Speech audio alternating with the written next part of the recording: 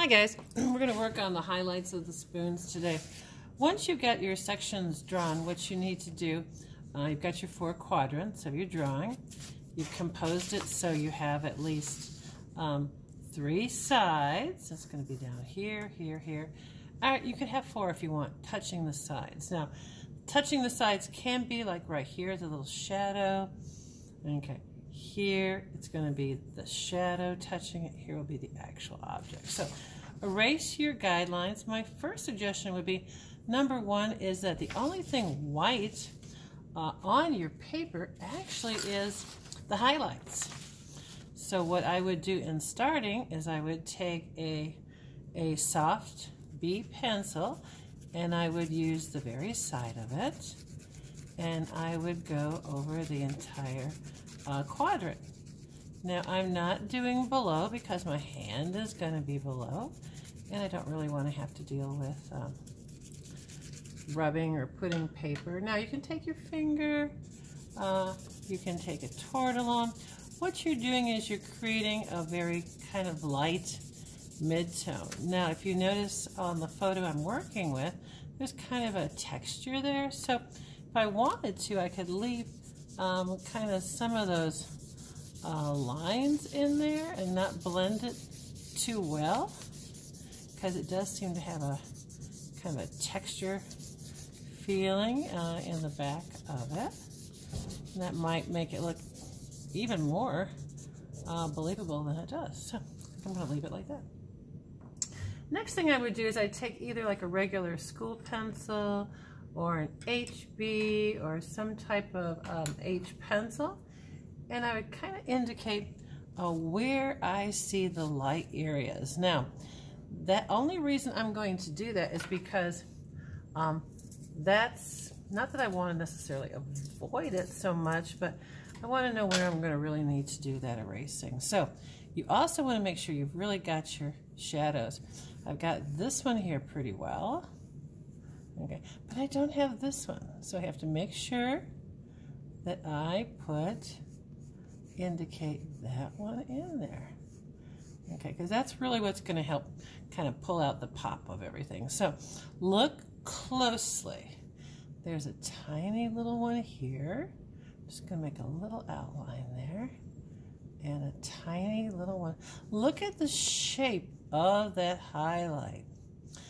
The shape of the highlight is based on the light source and the curvature of what is being reflected. Okay, I kind of see there. And I've got something kind of here. So do this as carefully as you can.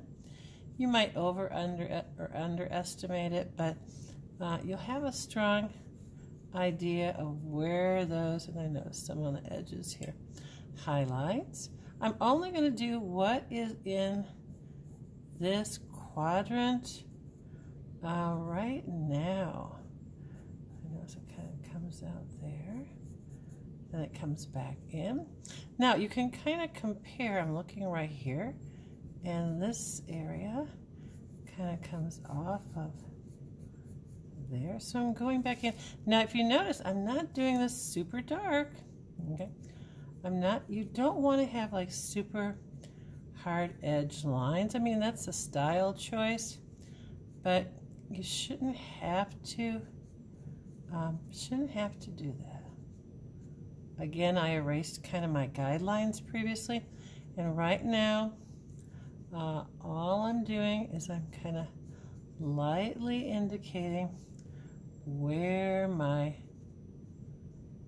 highlights are by kind of leaving like a little space for them. I'm looking right here, so right at where that line was, I have a little area that's going to start kind of right in there. Okay, everything else is going to be my shadow. So what I'm going to do, and you can take that same HB if you wish, and using the side of it, I'm just going to kind of indicate that those are my shadows. So I'm doing this slowly. Now, if you ever get to a point and you're not sure, maybe it's kind of hard to tell where the shadows are, or what's real, what's a shadow, or the shape of it.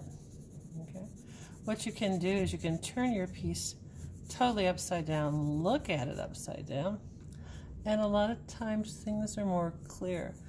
Or you can take a mirror over your shoulder, but most people don't have hand mirrors anymore.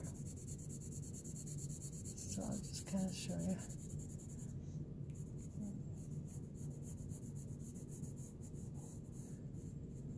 Okay, this one seems to be coming out a little bit more. Remember, you can always add on to it. So I'm just kind of darkening that. So I'm going, yeah, that's going to be my shadow. This one's going to be a little rounder. So what I'm doing is I'm slowly building up those values. And I'm looking here, and I need to put that indication of my shadow. Gets narrower here. I need to put that indication of the shadow here. Shadows, cast shadows are wonderful things that give you a stronger sense of depth.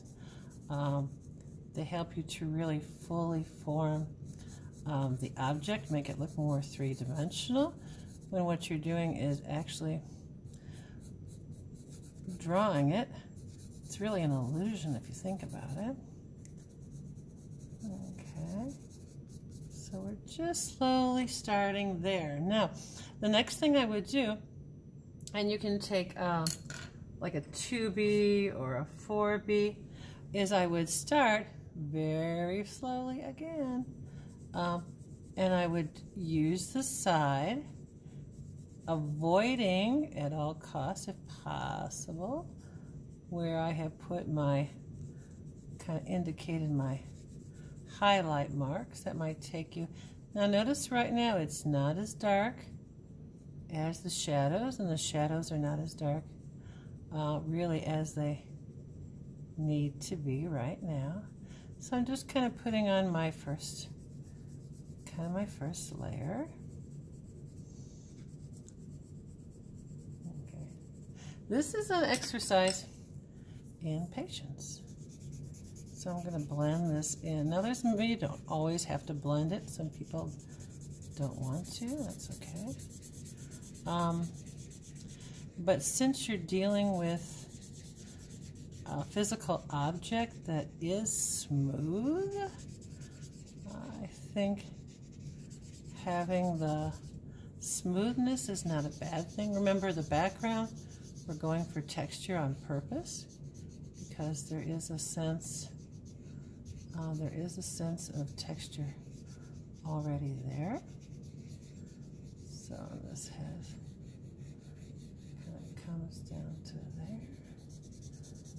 So you can kind of see just slowly building up those values. Now, again, please do not be leaning over your piece. Turn it upside down if you need to. So I'm just making this just a little bit darker. Okay. Just a little bit darker. You can kind of see slowly where that.